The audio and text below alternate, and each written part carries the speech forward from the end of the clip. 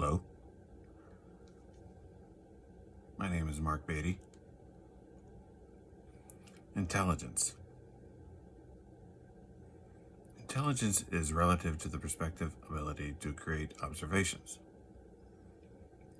Don't follow a list to validate your feelings about intelligence or if you're as intelligent as somebody else.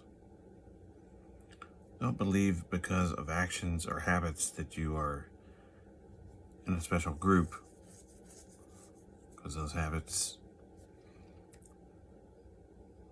will benefit one person one way and a different person in a different way. So, depending on their experience and knowledge, based on what they decided to do in the past and how they learned from those actions. You're not intelligent because of some list that was created or designated as the list to say that you are something. Intelligence is only an identification to improve your confidence. Makes you feel better, but in reality, if you're really good at something, you're intelligent at that thing. If you're really,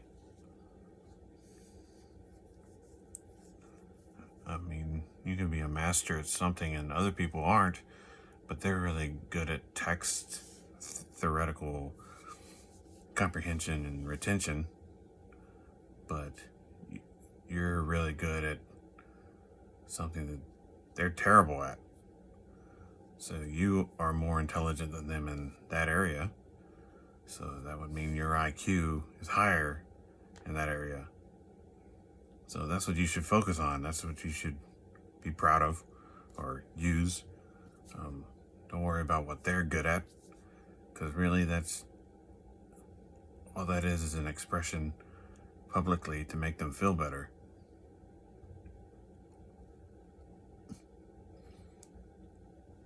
Comprehension is the interpretation. Retention is the recovery of previous comprehension. So, the ability to remember something basically that you learned about an hour before is good. You can use it, you can build on it, but just because you don't remember something that you heard or learned, maybe because you weren't paying attention, maybe because you've had trouble adding it to your thought process for whatever reason. Maybe your focus, maybe you have trouble keeping focus, maybe you have trouble, personal troubles that get in the way with focusing on what you're supposed to be focused on. So it's always good to go back and review something so you do gain the retention, but that would be based on a decision for each person. So improve comprehension by focusing on one object at a time, which is my opinion. You focus on one thing and you kind of replay it, I guess, or remember it that way. And then when you know it, then you can focus on another thing. But good idea would probably be to replay the first thing. When you focus on the next thing, replay both or repeat them, or if they can work together, or if you can use them in a sentence, or use the research maybe that you get from them. Maybe you can see how they connect, or see how they maybe create like a strategy. So that would be a good idea. But that would be how I would gain my focus until I can do that with multiple things back to back. And so I think that helped improve my focus. Sometimes it doesn't. Sometimes I'll still get distracted, and sometimes I get distracted because I'm bored. It's not because I can't focus. It's just that I just don't feel like doing the thing, the focus, what I have to focus on. And unfortunately, you don't have that choice, so you have to do it anyway. So I kind of try to, I have to slow it down to focus better. And then I would have to almost practice like a way to study.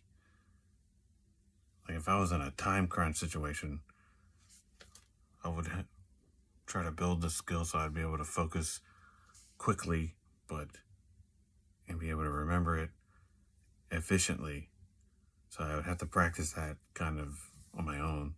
So when I did need to use it, I'd be able to use it better, or it'd be kind of instinctive almost.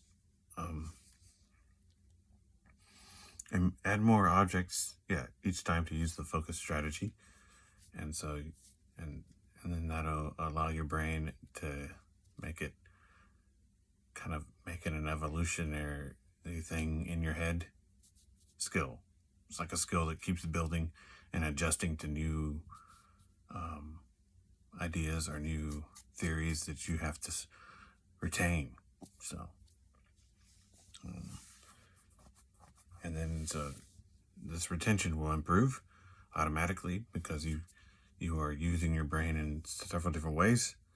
And I put my brain in quadrants kind of. So then I try to use the different quadrants. I don't mean what the chemicals in my brain. I mean like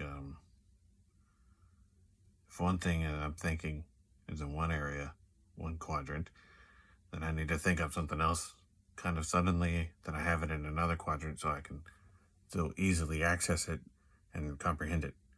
And then another thing, and then if you have 8 things, then you try to create 8, two in each quadrant. But I kind of have to try to remember them in each of those quadrants, and then it kind of builds on that if you have to keep more stuff. But hopefully that would keep it organized so you can kind of focus on each thing easier. But and then I think about what I'm retaining several times, so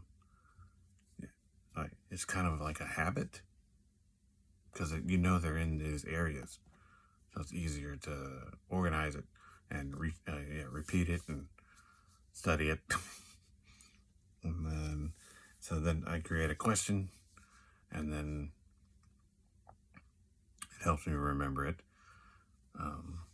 And then yeah. So I would talk about it to somebody maybe, or you could use the artificial intelligence to ask a question.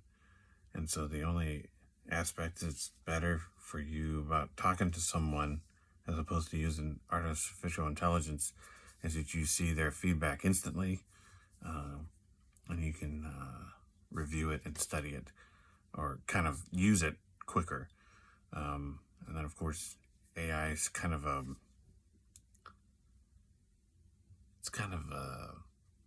data that's already there. So the AI is using data that's already available. So it can adjust, but it's only can adjust to what the data that it can find somewhere else.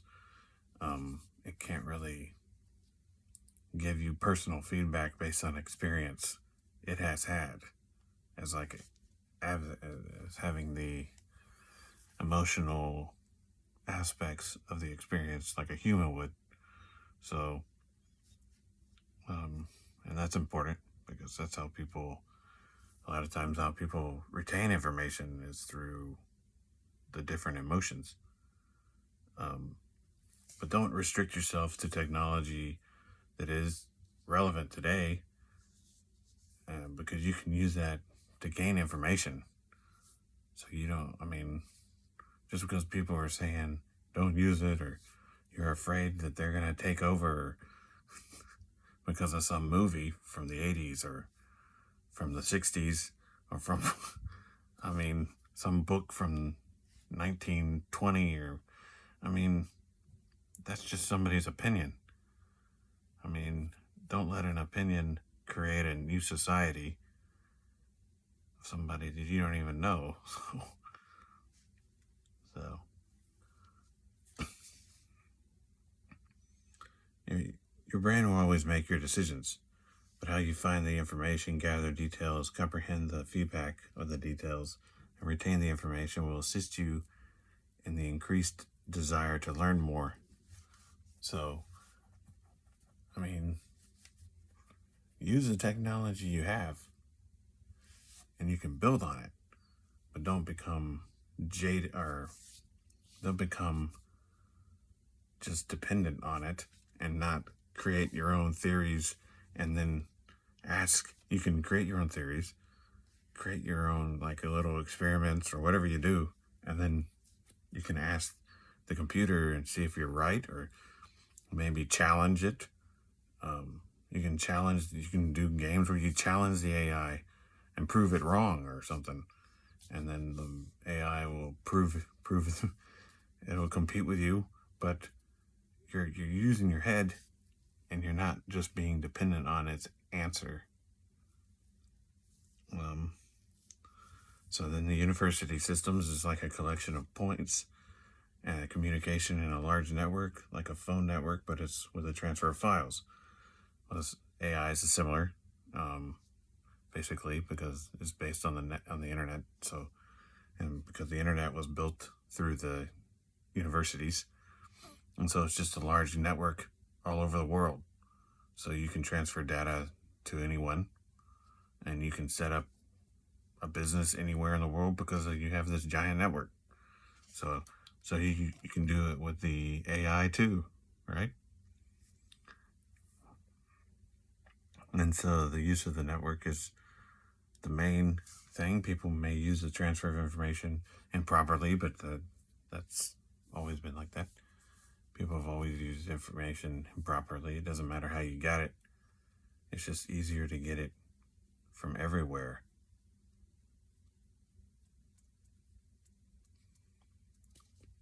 Okay.